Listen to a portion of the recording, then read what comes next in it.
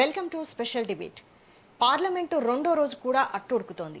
Delimitation, మహిళా reservation బిల్లులపై సభలో వాడి వేడి చర్చ నడుస్తోంది. ఇది కేవలం మహిళా బిల్లు మాత్రమే కాదు, దేశ రాజకీయ ముఖచిత్రాన్ని మార్చే బిల్లు అంటూ రాహుల్ గాంధీ చేసిన వ్యాఖ్యలు లోక్సభలో తీవ్ర దుమారం సృష్టించాయి. మరోవైపు డీలిమిటేషన్ అంశంపై దక్షిణాది రాష్ట్రాల గళం బలంగా వినిపిస్తోంది. ఈ బిల్లును ప్రస్తుత రూపంలో తాము అంగీకరించబోమని కాంగ్రెస్, డిఎంకే పార్టీలు తెగేసి చెప్పడంతో బిల్లు గట్టెక్కుతుందా లేదా అన్న ఉత్కంఠ నెలకొంది. ఇటు సభలో రాజకీయ యుద్ధం జరుగుతుండగానే అటు బీజేపీ ఎంపీ తేజస్వి సూర్య చేసిన వ్యాఖ్యలు దేశవ్యాప్తంగా అగ్గిరాజేశాయి. ముఖ్యంగా తెలంగాణలో తేజస్వి సూర్య తీరుపై నిరసనలు వెల్లువెత్తుతున్నాయి. పార్లమెంటు లోపల బిల్లుల యుద్ధం, బయట నిరసనల సెగ. ఇదే ఇవాల్టి మన డిబేట్. ఇక మన డిబేట్లో పాల్గొంటున్నారు డాక్టర్ మద్ది శ్రీనివాస్ రెడ్డి గారు కాంగ్రెస్ నుండి, అలాగే శంకరోళ్ళ రవికుమార్ గారు బీజేపీ నుండి, అలాగే మన్నెం కోటేశ్వరరావు గారు అనలిస్ట్. అందరికీ నమస్తే అండి. నమస్తే అండి. నమస్తే అండి. శ్రీనివాస్ రెడ్డి గారు చెప్పండి, రాహుల్ గాంధీ ఈరోజు పార్లమెంటులో చేసిన వ్యాఖ్యలు ఇది మహిళా బిల్లు కాదు, ఇది దేశ రాజకీయ ముఖ చిత్రాన్ని మారుస్తుంది అని అంటున్నారు. అంటే ఈ బిల్లు రావడం మీకు మహిళలకు అధికారం దక్కడం ఇష్టం లేదా, లేదంటే దాని వెనక సామాజిక న్యాయం జరగదు అని ఆందోళన, మీరేమంటారు? గుడ్ ఈవినింగ్ అండి. మెట్రో టీవీ ప్రజానికానికి, అదేవిధంగా వైశాలి గారికి, శంకరోళ్ళ రవికుమార్ గారికి, మన్నె కోటేశ్వరరావు గారికి అందరికి కూడా ఇప్పుడు చాలా స్పష్టంగా మనం గమనించినట్లయితే, ఒకటి వైశాలి గారు ఇవాళ ఈ మహిళా బిల్లు ఇవాళ కొత్తగా వచ్చింది కాదు. 2023 సెప్టెంబర్లోనే 106వ రాజ్యాంగ సవరణ ద్వారా 2023లో అది అమల్లోకి వచ్చింది. కాకపోతే ఆనాడు చట్టాల లెక్క ప్రకారం ఏంటంటే 2007 జనాభా లెక్కల జరిగిన తర్వాత 2034 నుంచి అమల్లోకి వస్తుందని చెప్పేసి ఆ రోజు చేయడం జరిగింది. సో ఇవాళ కావాలనే జనాభా లెక్కలు చేయకుండా దాన్ని లేట్ చేసి వాళ్ళ ఏడా బీసీల లెక్కలు తేల్చాల్సిన ఒక భయంతో మోడీ ప్రభుత్వం ఏం చేస్తుందంటే దాన్ని పక్కన పెట్టేసి దాన్ని బుల్డోజ్ చేసి ఇవాళ ముందే కావాలనే మహిళా రిజర్వేషన్లు పెట్టాలని చూస్తుంది.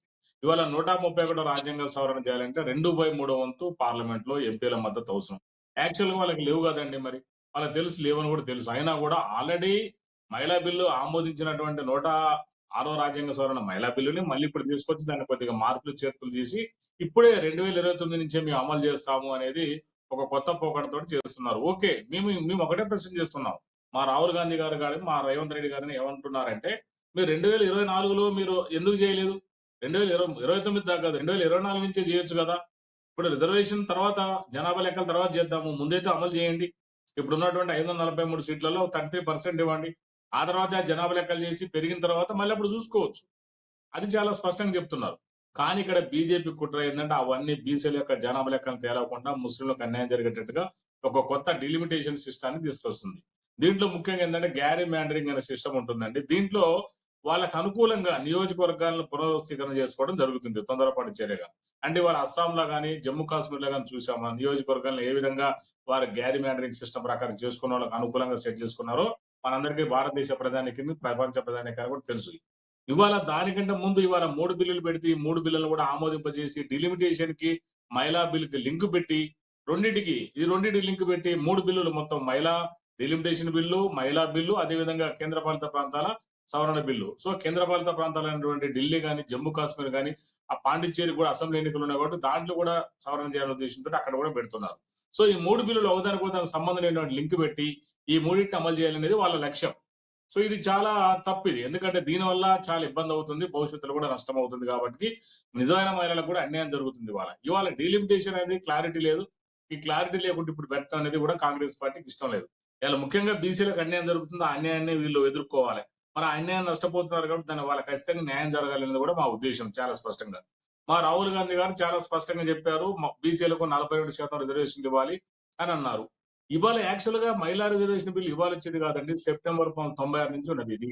అప్పటి నుంచి గత 30 సంవత్సరాలుగా పార్లమెంట్ లో, రాజ్యసభలో, లోక్సభలో అటునాంతో ఇటునాంతో అడ్డుకొట్టుకుని ఎటుకొట్టుకొని లాస్ట్ కి 2023లో అమల్లోకి వచ్చింది.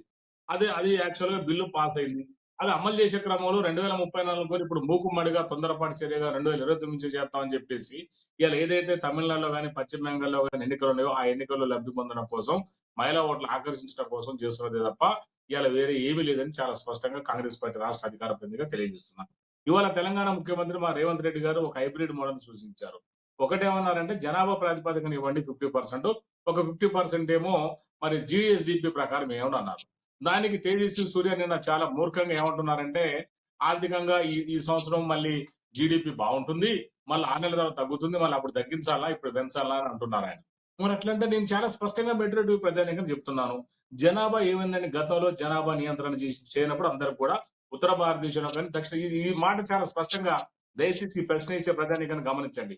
మరి ఆ రోజు కూడా భారతదేశంలో జనాభా అంతగా సమానంగా పెరిగింది కదా, మనకేం తక్కువ పెరగలే, ఉత్తర భారతదేశానికి ఎక్కువ పెరగలే. ఎప్పుడైతే కుటుంబ నియంత్రణ సిస్టమ్ వచ్చిందో వైశాలి గారు, అప్పుడు మనం ఏం చేశామంటే దాన్ని స్ట్రిక్ట్ గా దక్షిణ భారతదేశంలో తూచ తప్పకుండా పాలయ్యాము. దాని ప్రకారం కుటుంబ నియంత్రణ గత 40-50 సంవత్సరాలుగా తగ్గుకుంటూ ఆ కుటుంబ నియంత్రణ పాటించడం వల్ల అది మైండ్ సెట్టింగ్ అయిపోయింది. వాళ్ళ మన ఒక్కరే కదా, ఇవాళ నాకు ఒక్కడే అబ్బాయి, మా దాంట్లో మా ఫ్యామిలీ అందరికి ఒక్కలే. సో ఆ రోజు ప్రభుత్వం తీసుకున్న లైన్ ని చాలా మంది ఓన్ చేసుకున్నారు. ఇవాళ ఓన్ చేసుకుని అందరు కూడా ఒక్కరు 1-2 కంటున్నారు. ఉత్తర భారతదేశంలో ఎప్పటిలాగానే వాళ్ళు దాన్ని ఏం పట్టించుకోనట్టుగా, ఈ నియంత్రణ విధానమే లేనట్టుగా వాళ్ళు ఎప్పటిలాగానే కంటున్నారు. మరి ఇది స్థిరంగా ఉందా? మరి మీరు ఎలా ఇన్కమ్ స్థిరంగా ఉంటుంది అంటే ఇది స్థిరంగా ఉందా? సో ఆ రోజు 1974లో 76వ రాజ్యాంగ సవరణ చేసినప్పుడు కావచ్చు, అదేవిధంగా మళ్ళీ 84వ రాజ్యాంగ సవరణ చేసినప్పుడు కూడా 2002లో కూడా 50 ఏళ్ల పాటు కూడా ఈ సీట్లను ఎలాగో పెంచకుండా ఫ్రీజ్ చేస్తూ వచ్చారు.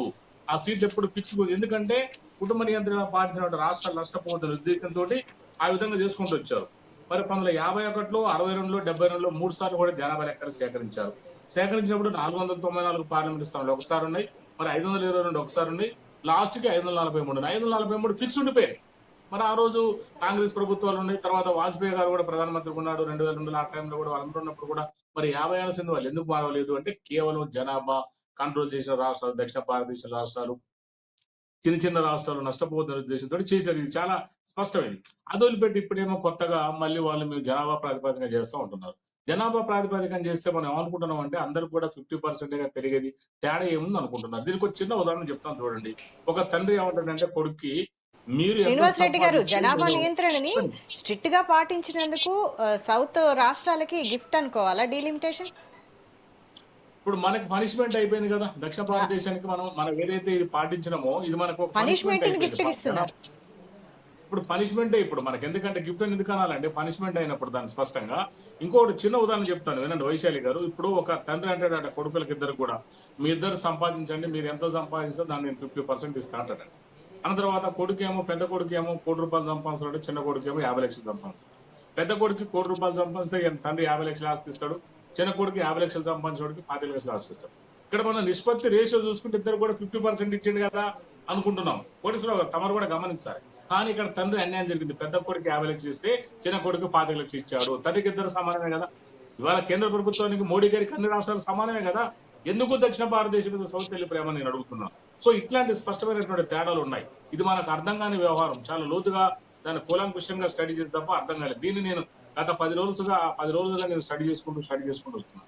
ఇవాళ ఇంకొకటి కూడా, నిన్న ఓవైసీ గారు కూడా పార్లమెంట్ లో మాట్లాడారు, చాలా స్పష్టంగా చెప్పారు ఆయన. ఇది ఒక రేవంత్ రెడ్డి గారు ప్రతిపాదించిన కూడా కెనడాలో ఆల్రెడీ ఉన్నదట. అంటే ఆర్థిక అంశాల బేస్ మీద ప్లస్ ఆ జనాభా రెండింటి బేస్ చేసుకోవడం కూడా కెనడాలో కూడా ఉన్నదట. నేను పత్రికల్లో చదివాను. సో ఇవన్నీ కూడా ఇవాళ భారత రాజ్యాంగం రాసినప్పుడు ఎన్నో రాజ్యాంగాల నుంచి మనం యొక్క మౌలిక సూత్రాలు, ఆది సూత్రాలు, హక్కులు ఎన్నో వాటి మనం దాన్ని గ్యాదర్ చేసుకున్నాం. ఇవాళ దీన్ని ఓన్ చేసుకుంటే, అడాప్ట్ చేసుకుంటే తప్పే ఉంది. ఒక 50% ఆ విధంగా మెరిట్ ప్రకారం, అంటే జనాభా లెక్క ప్రకారం ఒక 50%, మరి వాళ్ళ వార్షిక ఆదాయం ప్రకారం జిఎస్టీ ప్రకారం పెట్టుకుంటే తప్పేముంది. ఇవాళ సుప్రీంకోర్టు ఏం చెప్పిందంటే 50% మెరిట్ అది, 50% రిజర్వేషన్ అనేది. సో సమన్వయం చేయాలి. ఇప్పుడు ఇంకోటి అంటారు, మరి 6 నెలల తర్వాత జనాభా తగ్గితే పరిస్థితి అంటే, జనాభా 6 నెలల తర్వాత జీడిపి తగ్గొచ్చు పెరగొచ్చు ఎలా అనిపించవచ్చు మనకు. సో అప్పుడు ఏం చేద్దాము, ఒక్కసారి క్యాప్ విధిస్తారండి వైశాలి గారు. ఒక్కసారి రిజర్వేషన్ పెట్టుకుని ఒక 10, ఇప్పుడు ఫర్ ఎగ్జాంపుల్ మహిళా రిజర్వేషన్ 15 ఏళ్ళకు ఉంటుంది. సో 15 ఏళ్ళు అనుకుంటాం అంతే. ఇప్పుడు మరి జనాభా లెక్కన 50 ఏళ్ళ కింద పెట్టినప్పుడు వాళ్ళకి మనకి ఉత్తర దక్షిణ భారతదేశాలు కుడేయడం ఉన్నాయి. పెరుగుదల రేటు నేను చెప్తున్నా, జనాభా పెరుగుదల రేటు. ఇవాళ వాళ్ళకి మనకు చాలా డిస్పారిటీస్, అంతరాలు పెరిగిపోయినాయి. మరి ఇవాళ మనం నష్టపోవట్లేదా? అంటే గవర్నమెంట్ ఏదైతే చెప్పిందో పాటించిన పాపానికి వాళ్ళ దక్షిణ భారతదేశం నష్టపోవాల్సి వచ్చింది. పర్సంటేజ్ ప్రకారం చూస్తే అందరికి సమానంగా కనిపిస్తుంది. కానీ నేను ఇంకొక ఉదాహరణ చెప్తా కోటేశ్వరరావు గారు మీకు కూడా. ఇప్పుడు ఉత్తరప్రదేశ్ లో 80 పార్లమెంటు స్థానాలు ఉన్నాయి, మన తెలంగాణలో 17 పార్లమెంటు స్థానాలు ఉన్నాయి. మనం మామూలుగా చూస్తే వాళ్ళకి మనకు 63 పార్లమెంటు స్థానాలు మాత్రమే వ్యత్యాసం కనిపిస్తుంది. కానీ ఇప్పుడు వీళ్ళు ఉన్నటువంటి లెక్క ప్రకారము మరి 50% పెంచితే వాళ్ళకి 80 కాస్త 120 అయితే, మనకు 17 కాస్త 25 అయితే అనుకుందాం. మరి 120కి 25 ఇక్కడ 95 తేడా వచ్చింది. ఇంతకుముందు ఉన్నటువంటి 63 కాస్త 95 పార్లమెంటు స్థానాలకు వెళ్ళిపోయింది. సో బీజేపీ ఏంటంటే ఉత్తరప్రదేశ్, బీహారు, మధ్యప్రదేశ్ ఈ 3-4 రాష్ట్రాల్లో కనుక అధికారాలు చేజిక్కించుకుంటే మొత్తం దేశాన్ని మొత్తం పాలించవచ్చు. రైట్. వాళ్ళ ఎత్తుగడ, మాస్టర్ ప్లాన్, మాస్టర్ స్ట్రోక్ కూడా అది. సో ఇవన్నీ కూడా మేము శంకరరావు రవికుమార్ గారు కూడా ఒక జాతి బిడ్డ, తెలంగాణ బిడ్డగా, ఒక దక్షిణ భారతదేశుడి బిడ్డగా ఆలోచించాల్సి ఉంది. ఇవాళ ఇంకొకటి కూడా మనం గమనించాలి, వైశాలి గారు మరి తేజస్వి సూర్య పార్లమెంట్ సాక్షిగా ఎంత అనుచితంగా మాట్లాడారో మనం గమనించవచ్చు. ఇలా భారతదేశము ఏదైతే తెలంగాణ ఏర్పడదాన్ని అమెరికా భారతదేశం, పాకిస్తాన్ భారతదేశం ఏర్పడవాదంతో పోల్చారు ఆయన. అంటే ఇలా తెలంగాణను ఒక పాకిస్తాన్ తోటి పోల్చారు. ఆయన ఎంత సెన్సిటివ్ గా మాట్లాడారో అర్థం చేసుకోవాలి. ఇవాళ దాన్ని ఏ బీజేపీ నాయకుడు కూడా ఖండించట్లేదు.